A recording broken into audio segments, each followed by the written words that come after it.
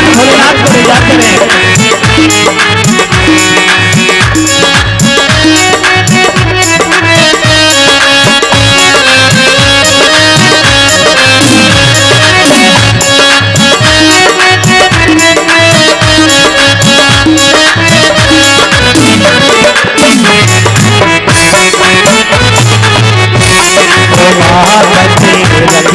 मेरी लाज ओ बापत रखियो मेरी लाज भूल के सारी दुनिया बोले भूल के सारी दुनिया बोले भूल के सारी दुनिया बोले भूल के सारी दुनिया बोले मैं पुकारूं आज बापत रखियो मेरी लाज ओ बापत रखियो मेरी लाज शंकर भगवान रखियो मेरी लाज।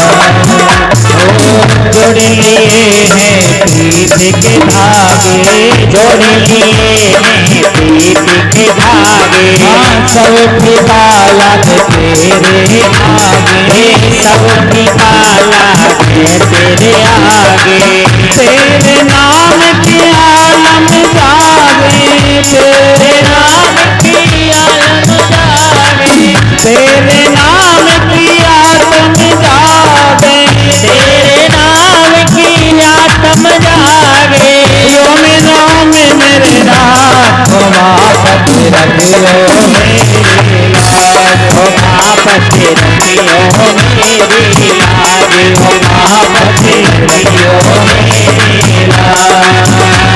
शंकर भगवान की जय हो।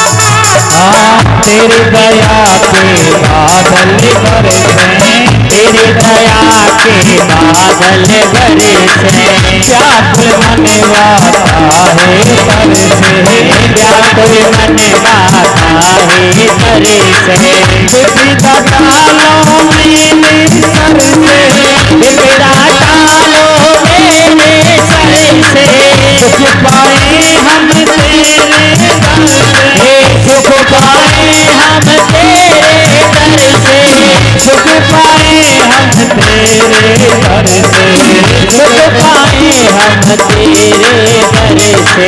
हे भोलेनाथ आपकी दया के बिना इस संसार में सुख नहीं मिल सकता और बात में सही है। भगवान भोलेनाथ से कहिए, हे प्रभु आपके दर पर हमें सुख मिले, ऐसे ही दया करो। क्या करिए? ऐसी कृपा करो। बड़े भाव से गाइए। हाँ तेरी दया के बादल बरसे, तेरी दया के बादल बरसे, व्याकुल मनवा काहे तरसे, व्याकुल मनवा काहे तरसे। विपदा तारो मेरे सर से, विपदा तारो मेरे सर से, भागे मिला दाना क्षमा रखियो मेरे लाल, क्षमा रखियो मेरे। बोल के सारी दुनिया बोले, बोल के सारी दुनिया बोले, तुम्हें पुकारो क्षमा रखियो मेरे लाल, क्षमा रखियो मेरे लाल, क्षमा रखियो मेरे लाल, रखियो मेरे लाल। बोले शंकर भगवान की जय हो। राधे राधे बोलना पड़ेगा और जोर से, और जोर से। राधे राधे का मतलब जानते हो? राह दे, रास्ता दे। हे भोलेनाथ हमें भी राह दे, राह दे। लेकिन कब देगा? जब भगवान से कहोगे, हे प्रभु हमारी लाज आपके हाथ में है। किसके हाथ में है? आपके हाथ में। एक बार नारद जी ने महाराज अपनी लाज भगवान भोलेनाथ को सौंपी थी। क्या? नारद जी को अभिमान हो गया था कि मेरे से बड़ा कोई संत नहीं है संसार में। तपस्या करी, कामदेव आए, कामदेव को भी परास्त कर दिया। अब मन में विचार आया, देखो कामदेव से भोलेनाथ हार गए, ब्रह्मा जी हार गए, हमारे पिताजी, और यहाँ तक नारायण भी एक बार हार गए थे, लेकिन हमें भगवान से भी ज्यादा ताकतवर, ज्यादा प्रभावशाली हैं कि हमने कामदेव को जीत लिया। ये जो कामदेव है ना मैया, इससे कोई जीत नहीं सकता। कामदेव से जीतना बड़ा मुश्किल है मेरे भाई बहन। क्यों? क्योंकि कामदेव एक ऐसा जिसके पास में शरीर नहीं है, जो जहां चाहे वहां घुस जाता है। और माताओं जहां अकेली पुरुष है, हाँ अकेली स्त्री और अकेला पुरुष हो, तो वहां तो बड़ा विडंबना रहती है। क्या? कि कामदेव को बड़ा मौका मिल जाता है। इसलिए माताओं से प्रार्थना है, कलयुग में कभी भी याद रखें, क्या रखें? कि महाराज कलयुग के अंदर कभी एकांत में स्त्री पुरुष को नहीं बैठना चाहिए, चाहे वो कोई भाई बहन क्यों ना हो। यदि भाई बहन भी हैं तो मेरे भाई बहन ध्यान रखिएगा, क्या? कि अकेले नहीं बैठना चाहिए, साथ में कोई और होना चाहिए, माँ हो या कोई और होना चाहिए। लेकिन नारद जी ने सोचा, देखो मैंने कितना बड़ा कार्य किया है, कामदेव को भी जीत लिया। अब महाराज कामदेव को जीता तो सबसे पहले किसको सुनाया? बोलो। कि देवादिदेव महादेव को सुनाया। कैसे? कि देव देव महादेव धर्म पाल नमस्तुते, सृष्टि स्थिति विनाशाना, कर्ता सम्मुतमेव।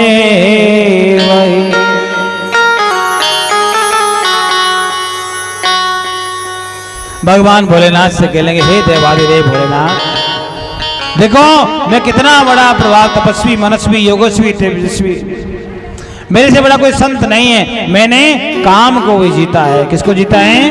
मैंने काम को जीता है। मेरे से बड़ा कोई संत इस दुनिया में नहीं है। अच्छा, कोई ऐसा व्यक्ति बैठा है जिसने काम को जीता हो? इस संसार में कोई बहुत व्यक्तित्व मिलेगा जो काम को जीत पाता है। नारद जी को भगवान ने देखा, भोलेनाथ कहने लगे, इसको अभिमान हो गया है। और माताओं याद रखना, जिसको अभिमान हो जाए उसे मान सम्मान नहीं मिलता कभी। हमारे यहाँ संत महात्मा कहते हैं कि किया अभिमान तो फिर मान नहीं पाएगा, होगा वही प्यारे जो श्री राम जी को भाएगा। यदि अभिमान करोगे तो मान सम्मान नहीं मिलेगा मेरी माँ। मान सम्मान यदि प्राप्त करना है तो अभिमान को त्यागना ही पड़ेगा, अभिमान को छोड़ना ही पड़ेगा, हर हर महादेव बोलना पड़ेगा। और जोर से, और जोर से मारा। सम्मान किस लिए मिलता है बोलो ना? सम्मान उसको मिलता है जो नम्र होता है। भगवान ने देखा नारद जी से करेंगे, नारद बात तो ठीक है लेकिन ध्यान रखना ये बात नारायण को मत बोल देना। अब नारद जी ने सोचा कि ये सोच रहे हैं कि महाराज नारायण को बोल देंगे तो महाराज अपनी बढ़ाई हो जाएगी। अरे नारायण को क्यों ना बोले, हमने इतना बड़ा काम किया है। आपने देखा कोई बालक हो आपका वो कोई बड़ा काम करके आवे तो आपने देखा होगा माता जी को बोलता है, पिताजी को बोलता है, बाहर जाकर के महाराज सड़क पे बोलता है, मित्रों में बोलता है। अब माता जी पिताजी सब कहते हैं ठीक है लेकिन बेटा कोई दुश्मन को मत बोल देना।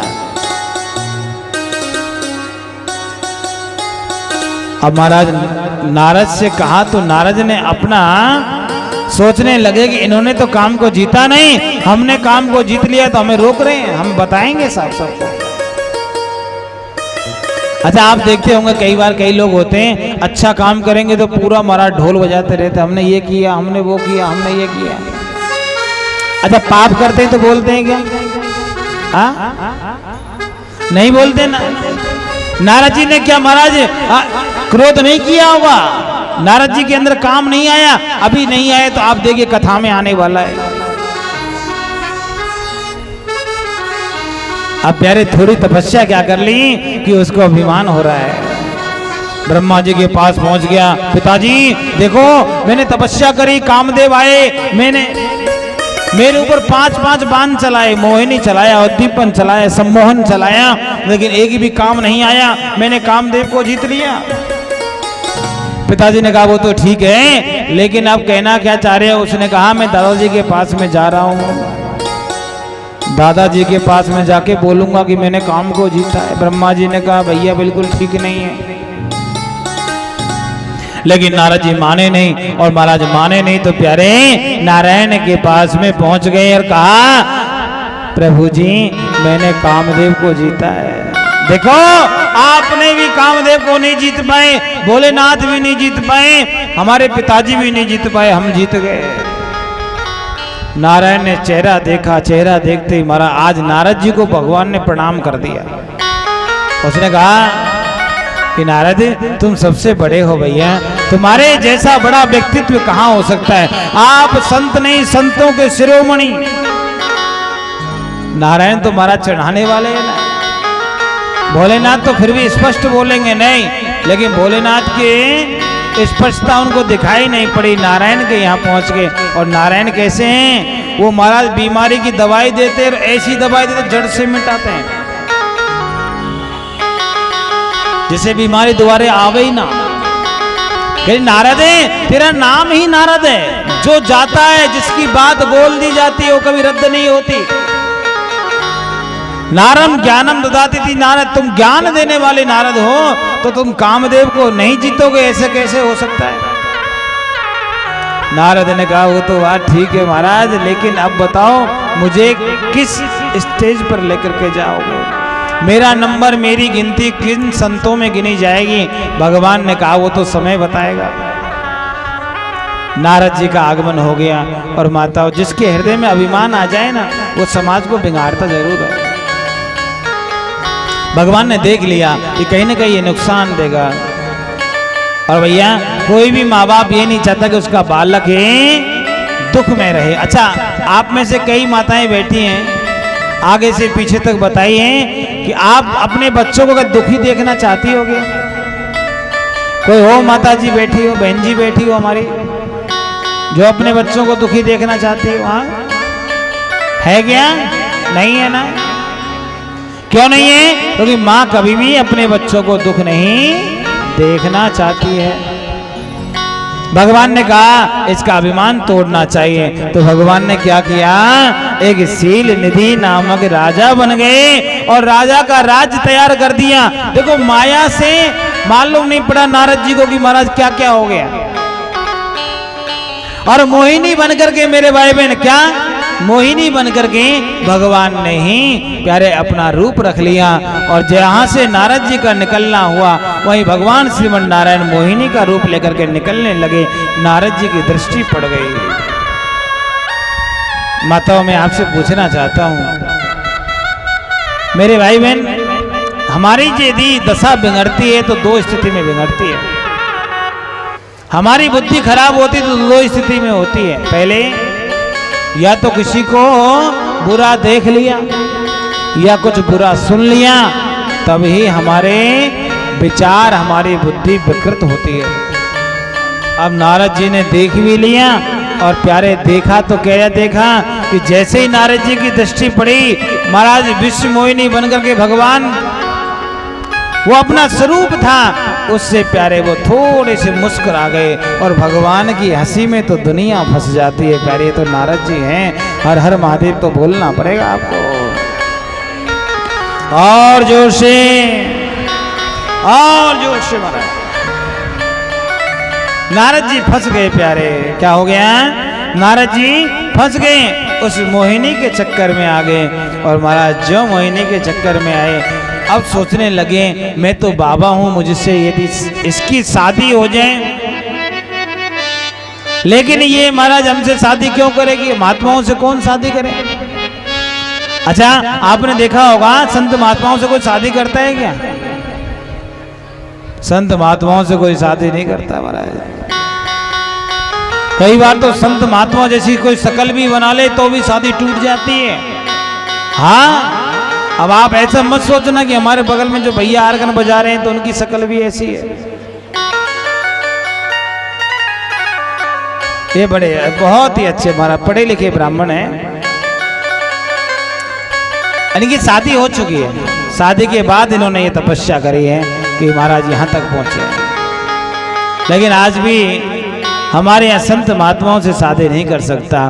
पहले था, क्या था कि प्यारे किसी राजा के यहाँ कोई कन्या पैदा होती थी तो बड़ा अच्छे से अच्छा संत कोई ढूंढते थे, चाहे गृहस्थी हो चाहे सन्यासी हो। देखो गृहस्थी और सन्यासी में अंतर होता है। क्या होता है? जो गृहस्थी होते हैं वो गृहस्थ आश्रम में रहकर के भी संत का पालन करते हैं, संत धर्म का पालन करते हैं। लेकिन बैरागी हो जाए, सन्यासी हो जाए, वो लोग शादी विवाह से दूर रहते हैं। हर हर महादेव बोलना पड़ेगा और जोर से। जैसे अभी आप कुंभ में गए होंगे महाराज, हमारे यहाँ होते नागा बाबा, होते कि नहीं होते? हमारे यहाँ की माताएं बहन महाराज वहां जा रही थी, जा जाके फोटो खिंचवा रही थी। देखो,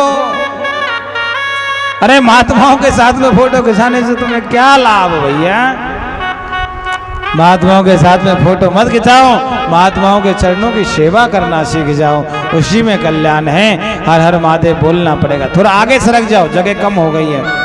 कल से खुर्चियां थोड़ा साइड में, इधर आ जाओ बहन जी, इधर जगह बहुत है। और जोर से बोलेंगे हर हर महादेव, हर हर। नारद जी ने देखा तो मन मोहित हो गया। अब तो सोचने लगे यही मिले, लेकिन कैसे मिले? महाराज एक ही काम हो सकता है। क्या? यदि नारायण अपना स्वरूप हमको दे दे तो प्यारे इसके अंदर शक्ति नहीं है कि हमें बिना चाहे रह जाए। देखो जो सुंदर होता है ना बालक, उस पर दृष्टि सबकी जाती है। हाँ, कई लोग तो महाराज ऐसे होते हैं कि सुंदर व्यक्ति को देख करके प्रपोजल भी रख देते हैं। सुंदरता एक ऐसी चीज है महाराज, हर व्यक्ति की आंखों में खटक जाती है। नारद ने सोचा कि भगवान विष्णु से कोई सुंदर नहीं है, और प्यारे स्वयंवर यदि होगा तो मैं सबसे आगे बैठ जाऊंगा, और मेरी सुंदरता अच्छी रहेगी तो मेरे गले में मालार्पण हो जाएगा और मेरी इसके साथ में विवाह हो जाएगा। और मैयाओं आप ध्यान रखना, विवाह आज के समय में हर व्यक्ति करना चाहता है कि नहीं, बोलो। आज का यदि कोई 12-13 साल का बालक हो, उसको कह दो बेटा तेरा ब्याह, शादी का नाम